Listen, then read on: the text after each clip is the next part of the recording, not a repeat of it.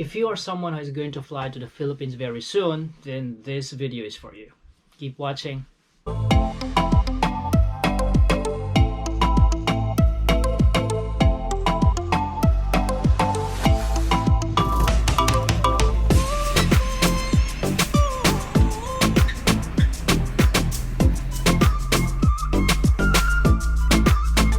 Hello guys, welcome to my channel.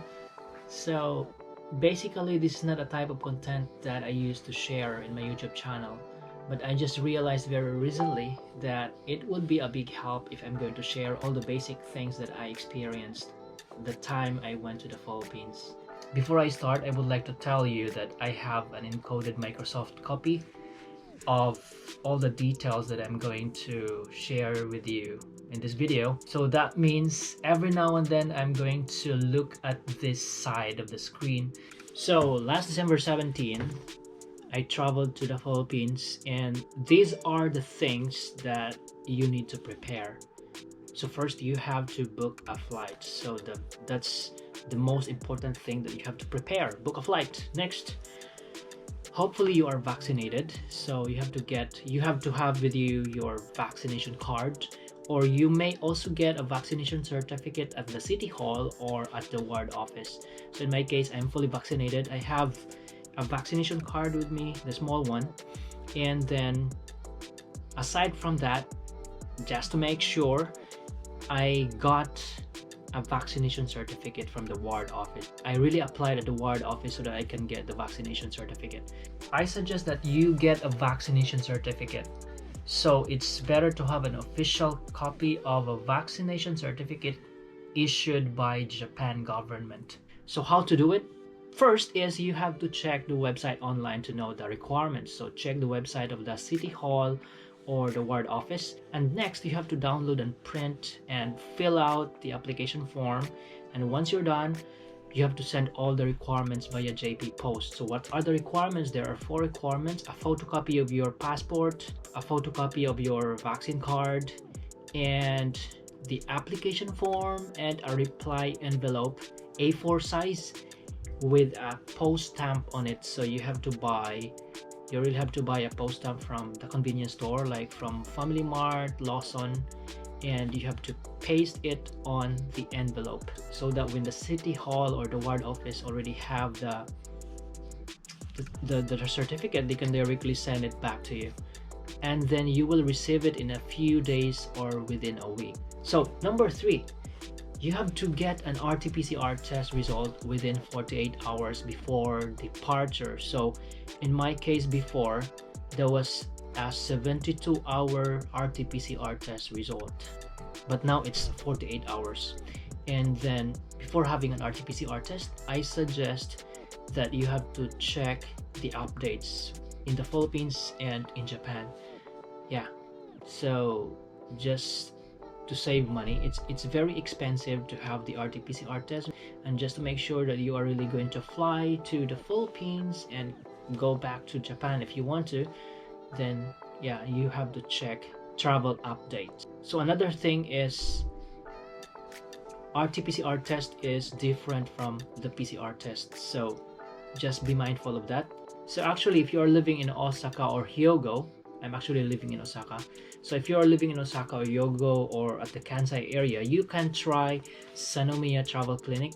This is not a paid advertisement, but based on my experience, this is the cheapest clinic in the Kansai area.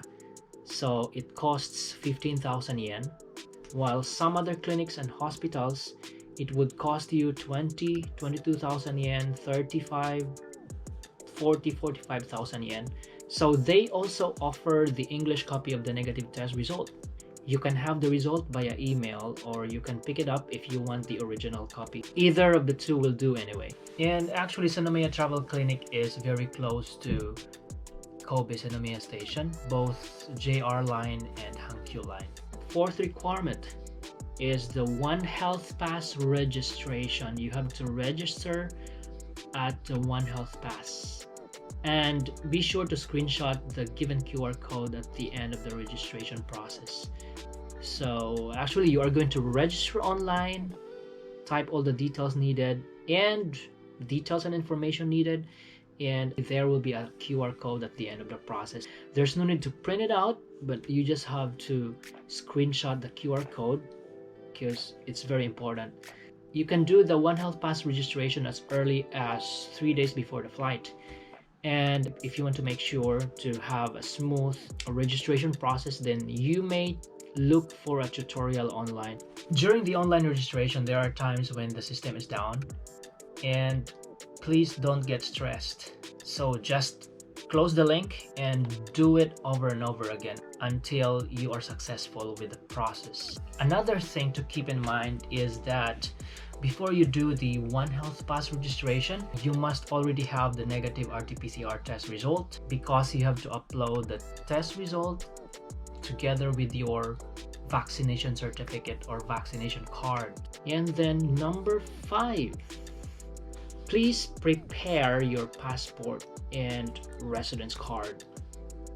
That's very important. Number 6, bring a pen and face masks. So number 7, put all your documents in one place. You may keep them in one plastic envelope. That's what I did. At times you really need to pull out all the documents that are needed at the airport, at the immigration. So you just have to pull them out all in one. Number 8, for those who are still coming back to Japan, you need to present your return itinerary or return date.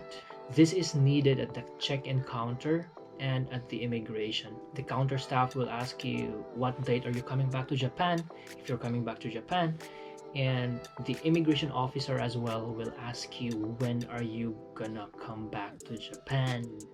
So you need to present your itinerary. And this number 9 is very important. Only those who have the right visa or resident status are allowed to return to Japan. Once you are at the airport, the immigration officer will grant a special re-entry permit. So that is a small piece of card that will be attached to your passport. To all the residents here in Japan, regardless of nationality, as long as you have the right visa status. So in my case, I have the instructor visa with me. Instructor visa. And if you have same visa with me, you have other working visa here in Japan, so that would be fine. Please comment down below if you have questions and clarifications. I hope this video helps you. Have a safe trip soon.